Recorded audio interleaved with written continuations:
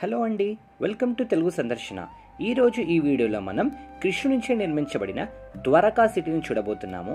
అలాగే తరువాత కృష్ణుడి తదనంతరం మునిగిపోయిన ద్వారక అంటే బేట్ ద్వారకను చూడబోతున్నాము. సో ఈ వీడియోని ఖచ్చితంగా చివరి దాకా చూడండి.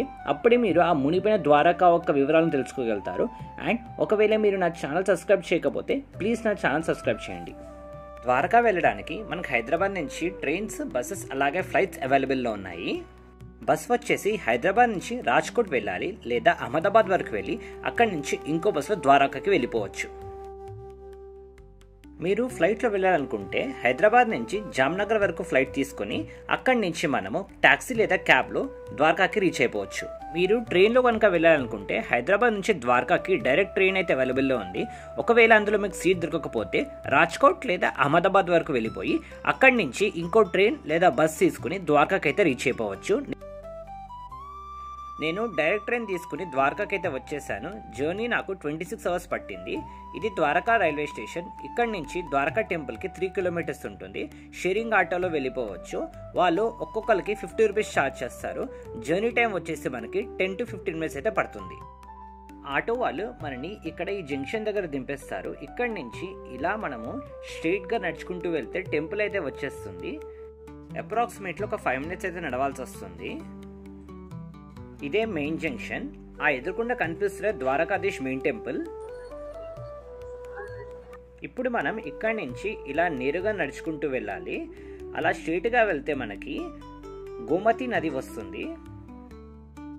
అక్కడ మీకు ఎదురుకుండా కనిపిస్తున్న సుధామ సేతు బ్రిడ్జ్. ఆ బ్రిడ్జ్ గురించి మనం తర్వాత మాట్లాడదాము. ఇప్పుడు ఇక్కడి నుంచి లెఫ్ట్ తీసుకుని నేరుగా వెళ్తే మనకి రూమ్స్ అయితే అవైలబుల్ ఉంటాయి. నేను ఇదే రూమ్ తీసుకున్నాను, సన్నిధాన్. నాకు రూమ్ 2000 రూపీస్ పడింది. Newly constructed. ఈ రూమ్కో స్పెషాలిటీ ఉంది. ఇది పెంట్ హౌస్లో ఉంది.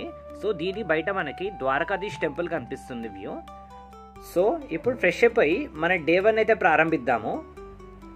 ద్వారకాని మొత్తం మనము 2 భాగాల్లో విభజించాలి. ఒకటి వచ్చేసి ద్వారకాధీష్ సిటీ, ఇంకోటి వచ్చేసి బేట్ ద్వారకా. అయితే రెండు ఒకే రోజులో చూడడం కుదరదు. డే 1లో మనము ద్వారకా చూద్దాము. డే 2లో మనము బేట్ ద్వారకా అండ్ దాంతోపాటు 12 జ్యోతిర్లింగాలు ఒకటే నాగేశ్వర జ్యోతిర్లింగాన్ని కూడా ఎలా దర్శించుకోవాలో చూద్దాము. ముందుగా మనం ఫ్రెష్ అయిపోయి ఇందాక మీకు చెప్పిన సుధామ సేతు సెంటర్ దగ్గరకు వద్దాము.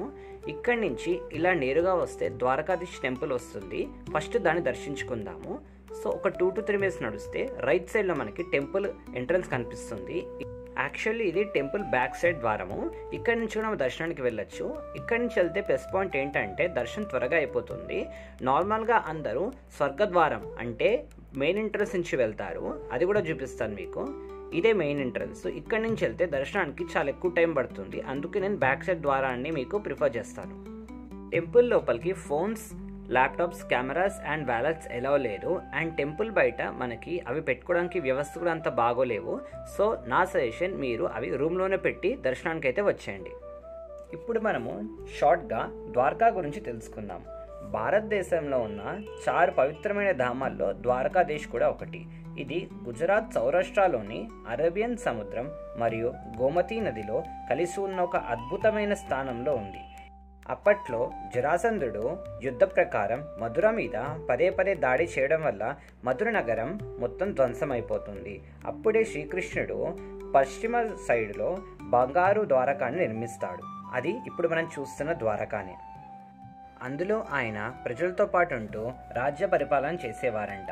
అయితే ఇప్పుడు మనం దర్శించుకున్నదే ఆ ప్రదేశం. అండ్ ఇంకో పక్క మనకి బేట్ ద్వారకా ఉంటుంది. అక్కడ ఆయన గోపికలతో పాటు నివసించే వారిని పురాణాల ప్రకారం తెలుస్తుంది. ఆ బేట్ ద్వారకా గురించి ఎలా దర్శించుకోవాలి, దాని విశిష్ట ఏంటని మనం తర్వాత మాట్లాడుకుందాం. కృష్ణుని దర్శించుకున్నాక మనం మళ్ళీ వెళ్ళిన దారిలోనే బయటికి వస్తాము. ఇక్కడ కింద మీకు తులాదాన్ అనే మందిరం కనిపిస్తుంది. దీని లోపల బలరాముడి యొక్క విగ్రహం ఉంటుంది. ఇక్కడ దర్శనం అయ్యాక ఎలాగైతే ద్వాపర యుగంలో కృష్ణుని తులాభారం జరిగిందో అలాగే భక్తులు ఇక్కడ తులాభారాన్ని సమర్పించుకుంటారు వారి వారి కోరికల మీరగా. ఇక్కడ వచ్చిన బియ్యం, పప్పు, ఉప్పులు తదుపరి సామాన్లతో అన్నదానం కూడా చేస్తారు. దీనికి మనము 30 రూపీస్ ఇచ్చి టికెట్ తీసుకోవాల్సి వస్తుంది. లైన్ కొంచెం ఎక్కువగానే ఉంటుంది, బట్ ఫుడ్ అయితే చాలా బాగుంటుంది. చక్కగా నెయ్యి వేసి చేసిన చపాతీలు, కిచిడీలు పెడతారు. మనం ఫుడ్ తిని బయటికి వచ్చేసరికి మధ్యాహ్నం అవుతుంది. ఇక్కడ ద్వారకాలో గోపురం పైన ఉన్న ఒక జెండాని రోజు ఇలా మేళాలతో 2 సార్లు మారుస్తూ ఉంటారు. ఆ దృశ్యాన్ని తప్పకుండా చూడండి, అది వర్త్ వాచింగ్. ఆ దృశ్యాన్ని చూశాక ఇప్పుడు నేను గోమతి ఘాట్కి వచ్చాను. ఇక్కడ గోమతి నది ప్రవహిస్తుంది. ఈ నది గంగా నదితో కలిసి ఉంటుంది. ఇది నేపాల్లో ఉన్న పర్వతాల నుంచి ప్రవహిస్తూ భారతదేశంలో ఉన్న చాలా పర్వతాల నుంచి ప్రవహిస్తూ ఇక్కడ గుజరాత్లో అరేబియన్ సముద్రంలో కలిసిపోతుంది. ఇక్కడే ఈ దృశ్యం చూడడానికి చాలా బ్యూటిఫుల్గా ఉంటుంది. మీరు ద్వారకా వస్తే తప్పకుండా దీన్ని చూడండి. అండ్ ఇక్కడే చివరన మనకి సముద్ర నారాయణి మందిరం కూడా కనిపిస్తుంది, చూడండి. ఈ టెంపుల్ సముద్రం ఒడ్డు మీద ఉండడం వల్ల ఎప్పుడూ అల్ల తాకిడితోటే నిత్యం అభిషేకం అవుతూనే ఉంటుంది. ఈ టెంపుల్ లోపల మనకి గోమతీదేవి, సూర్యనారాయణం, వాసుదేవం, మీరాబాయి వాళ్ళ విగ్రహాన్ని దర్శనం చేసుకునే అవకాశం వస్తుంది. సముద్ర నారాయణకి ఇక్కడ తప్ప ఇంకెక్కడా దేశంలో టెంపుల్ లేదు. ఇప్పుడు నేను సుధామ సేతు బ్రిడ్జ్ దగ్గరికి వచ్చాను. బట్ ఒక 2 to 3 years back over crowd కారణంగా బ్రిడ్జ్ కూలిపోయిందంట. దాన్ని మళ్ళీ రీకన్స్ట్రక్షన్ అయితే చేశారు. బట్ బ్రిడ్జ్ మీద వెళ్ళే మార్గం అయితే మూసేశారు. ఇప్పుడు మనం దాని మీద నుంచి వెళ్ళలేము.